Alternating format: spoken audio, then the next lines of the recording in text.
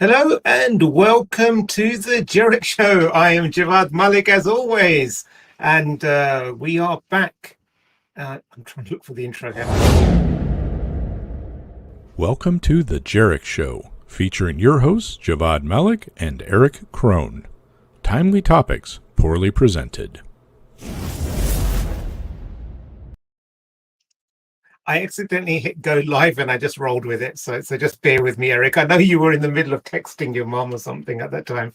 You know, one of these days you're actually going to pull that off and it's going to look good. But until then, it's always the eyes to the side or something along those lines. But, it goes along with our theme, right? Timely topics, poorly presented. As Malcolm Gladwell popularized in his book, and I know there's been debunked, but let's just go with it for the sake of the story, that 10,000 hours is what you need to become proficient at anything.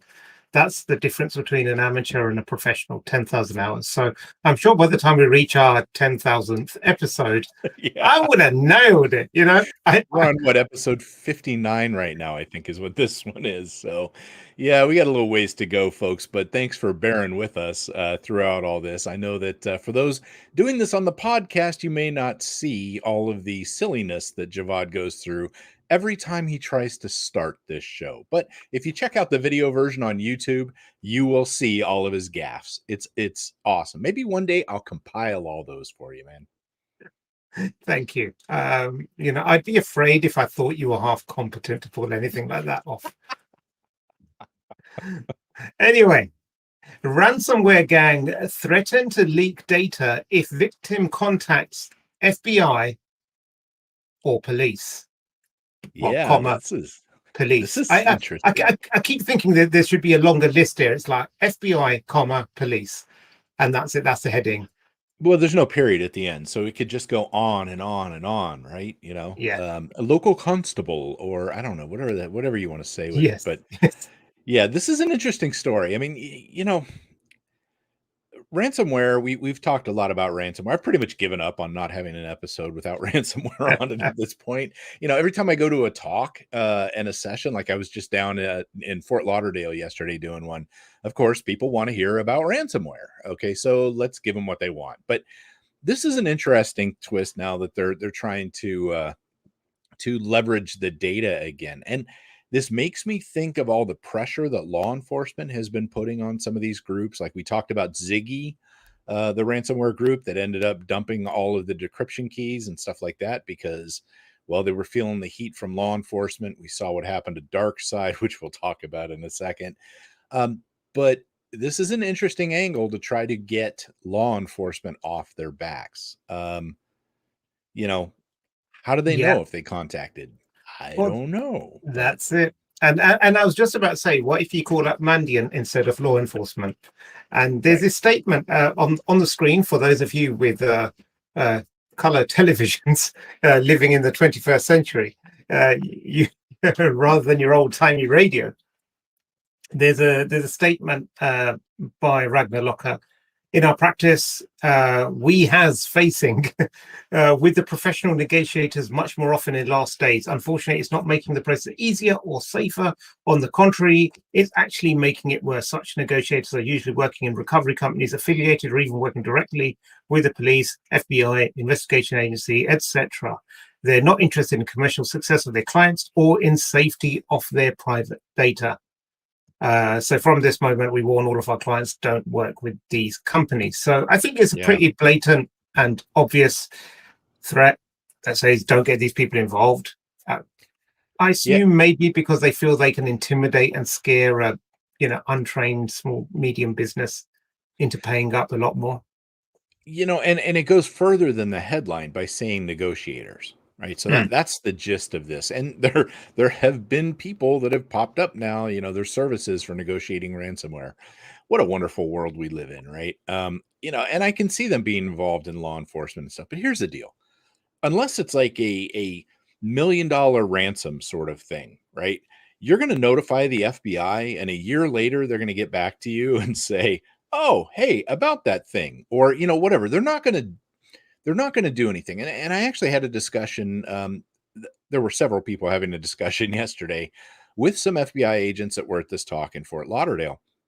And they said, look, we're not going to be here to help you recover. We're gathering information. It's not that we don't want to, we don't have the resources to do it, but we're gathering information, we're doing that kind of stuff, but we're not necessarily a part of the recovery process. And the FBI, their game is don't pay the ransom. That's what they stick to, and they're not going to negotiate necessarily, I don't think. I mean, if one of our listeners or viewers out there has seen different, prove me wrong, please. But generally speaking, they're just there to gather the data, maybe come up with some IoTs, maybe do something and put out one of those InfraGard flash alerts or something that's like, here's the IoTs you're looking for. This is what we're seeing. Don't expect them to come in. So it's interesting that they called that out a little bit. But, again, I think on the bigger ones, you're going to have more involvement. But if you're a regular schmo business, you ain't going to call the FBI anyways, right? So I think one thing that I am concerned about with this kind of approach and this whole and ransomware as a business altogether is the lack of accountability or transparency there is. So you have potentially large hundreds of thousands, if not millions of dollars worth of payment going out. And we've spoken about this before. So if you work in a company and say you're the MD and you want to pay yourself something, but you want to not do it through official channels, you can potentially infect your own organization with ransomware, make the payment out, and then put it through some mixers and you've got it. Yeah, or pay yourself, right? Yeah. Now, what's even better is you could infect your organization, call me in as a ransomware negotiator. Yeah. I bring the payment down from 5 million to a mere 2 million. So you've still taken that 2 million from the company, and I bill you 500,000 or whatever, 100,000. I'm happy, you're happy. And on top of it, your payment of ransomware may be tax deductible, according to some tax experts. So the IRS hasn't given down definitive statements, but several tax advisors have felt that, it should be a tax deductible expense. I mean, I would assume it would go against your earnings versus, your profit side of things for that. I don't know, but here's the deal.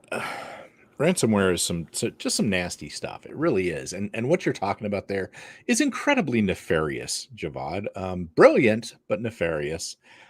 You're right. People could game that all day long, right? They could pay themselves. And then they could say, oh, I didn't contact law enforcement because we weren't supposed to, right? There's lots of kind of stuff that people could do on that. Now, interestingly enough, I mean, I got to wonder if cyber insurance is going to pay if you haven't contacted law enforcement. So, I mean, that's another angle to this is if you're relying on your cyber policy to pay this thing, is that something that they're going to do if you say, no, we haven't called the cops? Cut us a check for, $2.5 million. Here's an email that says we need that, right? I mean, there's an easier way to do it. Exactly. Call the cops or one of their approved negotiators. Right. Right. So, that's another angle to that, that I don't know if the Ragnar locker folks are thinking about, that may kneecap them. Because honestly, most of the money they're making is coming out of insurance, or at least a lot of it is coming out of these insurance claims. That's it. And speaking of ransomware, keeping the thread going, because we could speak about this all day. REvil's ransomware servers mysteriously come back online. It's very From mysterious. The dead. Yeah. So, I'm thinking, Halloween's coming. We could resurrect these again for the holiday like that. But it's interesting. So there's a couple of things that I've heard on this. People thinking about, oh well, hey, maybe maybe the law enforcement is bringing them back up to try to do something about this, or something along those lines. So is it really REvil that's doing it, or maybe they're bringing it up so some of these organizations that paid the ransom got the key but couldn't do it because the infrastructure was down? Maybe they're going, okay, now go out and do this here real quick and decrypt your stuff. I don't know, but it is kind of interesting that all of a sudden these things pop back online. So We'll see what happens. Yeah, or it could be someone capitalizing on, someone else, a third party that's got access to it, or whatever, or claiming to be. You just don't know, and that's the whole thing. There's so much ambiguity. There's so much muddying of the waters in this online world. Especially when you're talking about stuff like this, there's players all over the world. There's money moving all over the place. It's crazy how much this stuff is bringing in for these folks, and they're paying off local folks. They're paying off anyone in law enforcement they can. You got groups like we've seen over in the Russian side, where if you have a Cyrillic keyboard connected or installed on your machine, it won't attack it. You can't tell me they're not backing some of that from at least the nation states going, no, you're good, just don't hit us. We see all this stuff. It is such a complex thing. It started off so simple. It was malware. You click it fires off, it just starts encrypting everything it can find, right? But modern ransomware, they're getting in, then they're cruising around for a while. They're infecting backups. They're laying low, getting dormant, infecting that stuff for a long time. It's like a 200-day dwell time on average for attackers these days. And they're using that time to spot the stuff, and then they're hitting it really hard, right? It's changed. And the money, though, that is going out. I mean, the early stuff was $500,000 a machine, something like that. No big deal. Now, though, we're talking about huge numbers. And that's because they've just gotten so much better. I have no idea where I'm going with this. It's sort of a little mini rant. I know. I that's why I just pulled my desk down and I sat down and I'm like listening to Uncle or Grandpa Erich telling me a story. I get so frustrated with ransomware. I really, really do, especially when I hear the stories of the smaller organizations getting hit by this crap, and the fact that everyone feels so damn helpless about it. It just it drives me crazy. It gets under my skin, man. Almost as much as horrible airlines. Yeah. You're such a capitalist, isn't it? It's okay when the government rips you off, but when some small entrepreneur wants to set up their ransomware cottage industry, you get all riled up. Oh, goodness. Okay. All right. So off that topic, what are your thoughts on that, Javvad? You really want me to add more thoughts? You want us to lose the last couple of listeners we've got.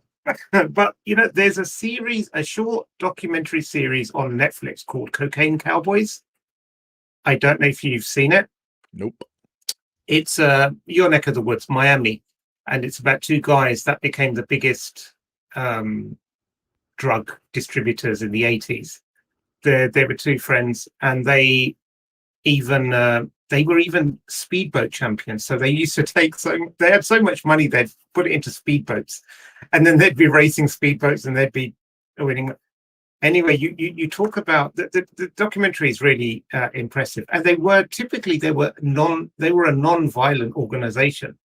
They just had so much money, they would pay off everybody. So they paid off law enforcement, they paid off judges, they even bought a jury at one point. Like absolutely incredible. They had the best lawyers, so they got them off every single charge there was. They had fatal. But in the community, they were regarded as heroes because they would help out the community so much. Like someone would say, "Oh, I've got my son's got a $10,000 college fee that he can't afford," and he goes, "10,000, give him 30,000," and off he'd go and what have you. But it just goes. I think what the point I'm making is that when you have money, that much money at your disposal, when you can start paying off people, options open up all over the place, and it becomes really, really difficult to nail you. Even in the end, a bit like Al Capone, they couldn't actually indict them on any of the actual charges. They had to bring secondary charges, tertiary charges in, and throw the book at them. And this is what I think has happened to ransomware gangs. We've passed the tipping point. They're actually making hundreds of millions, or 50 million, tens of millions at least a year. So they now have the skills, they have the money to get them the options to buy law enforcement, ISPs, secure hosting, and hire some of the best talent off the market. Yeah. And here we are scraping together $20 to have Fiverr redo our logo, right? It's what I think we're in the wrong business, man. What are we doing? Social experiment. See, Oh, for man. those of you that are watching in that corner up there is the new and improved Jerich Show logo that Erich put a lot of blood, sweat, and tears into making it. And it's still wrong because underneath it there's our We can't see the strapline, timely tagline. Tom, and it's in black on a black background, so you can't see it. We're gonna have to work on that. Okay, we'll make some little adjustments to that one. But yeah, Typical American vet. Black on black is your jam. man. Yeah, we got a little work to do on that. But all things said and done, look at it, folks. Isn't it wonderful? Okay, so last story, because I have to go return a rental car here pretty soon. Hackers leak VPN account passwords from 87,000 Fortinet FortiGate devices. Can you guess, if you're not reading the story, if you haven't already, can you guess how they ended up getting these passwords? Dictionary attack. Nope. They asked them nicely. Unpatched devices. Shocker. Yeah. Right? See, unpatched against that CVE up there. There's a bummer for you. And you know, it's we often talk about password reuse in the user sense. Yeah. There's an awful lot of password reuse in enterprise accounts as well. And Absolutely. Sometimes it's a lot of it's down to legacy systems where they've hard coded some passwords in, and now they don't know where it is, and they're too scared to change it because something might break on this, Unix system that they haven't patched since 1998, Right. and they keep resetting the date every year because they're not sure how it will deal with the Millennium bug. So, Still running Mandrake Linux from way back in the day, right? No, you're right, and I think about this a lot of times with people in like service accounts. How many people use the same password for service accounts throughout their organization? Okay, so your service account is the same as, I don't know, EA admin, your enterprise admin accounts, or they get this like major password and then just use it everywhere. Why? Because it's simple, because it's there. I see it with I've seen it with MSPs too. Something to watch for, where they use the same account passwords for their different customers, and maybe that individual that has all of the rights and all these other customers. But man, if that account gets hit, bad days for several people. It's one of these things that password management has always been a pain in the butt. But we still see so much go on just because of poor password management. People reusing stuff across the way, or like you said, and people are afraid to change those service accounts, right? They finally gave any to that account so that it would work. And now nobody wants to go mess with it, right? It's already got like admin privileges. That's the only way you got it to work, so you can move on to the next thing. We all know that happens. I think raise your hand if you've done that before. I'll admit it. You're just like, okay, it works, I'm out of here. What are you gonna do? Here we are, though. Yeah. It's just, I just remember like being on call, like this is back in the early 2000s. And on call was a big thing because you'd get 1 week out of 5 because it rotated around the team. So we had one laptop. We had one big fat laptop and it had the RSA, not the RSA. It had it was a different company called Defender. And they had like a challenge response. So you'd get the challenge on the screen and you type it into the keypad and then it generate the response. So you needed a pin to get. Anyway, you'd get home, you'd have to use the dial up. Like, Mom, get off the phone. I'm trying to resolve something for work. Like, that kind of thing. Yeah. And I remember it was like 2 a.m. one night and I just could not sort out this one issue. And I remember I had to call up my team leader at 2 a.m. and I was just like, hello, mate. He goes, and when someone wakes up, and like, yeah. And he's trying to be really polite, but I could just tell he's just like so vexed, like, what's this kid doing calling me up? I can't do it. And then he's like, oh, have you tried this? Have you tried that? And because it was only one laptop, it's not like he could have logged on and seen what was going on. Yeah. In the end, he said, look, just put any on it and it should work. And he goes like, put a note in on the thing, and like, we'll sort it out first thing in the morning at work. Well, how many times does that happen? Let's make it admin or any this thing. Just let's and it gets things back up and running, which gets your boss off your back. But then the next fire happens and people Mm. forget that. And that's where we see a lot of this stuff that goes wrong with, Mm. Permissions and all that. And I can only imagine in the S3 bucket world, that's the same sort of thing goes on out there, Yeah. where we always read about unsecure S3 buckets. Well, somebody's changed that permission for a reason, and maybe forgot about it. Yep. We can always blame the intern. Yes. That's a tried and tested method. Oh, Are you an goodness. intern, Erich? I've been an intern-ish. Well, let me put it to you this way. My title has never been intern, but I've certainly gone into places that I had no idea what the hell I was doing. You just got to fake it, Just like this podcast. Right, exactly. Exactly. He agrees. He doesn't belong here, so we're kicking him out. Thank you so much for joining us. We'll be back next week. You've been watching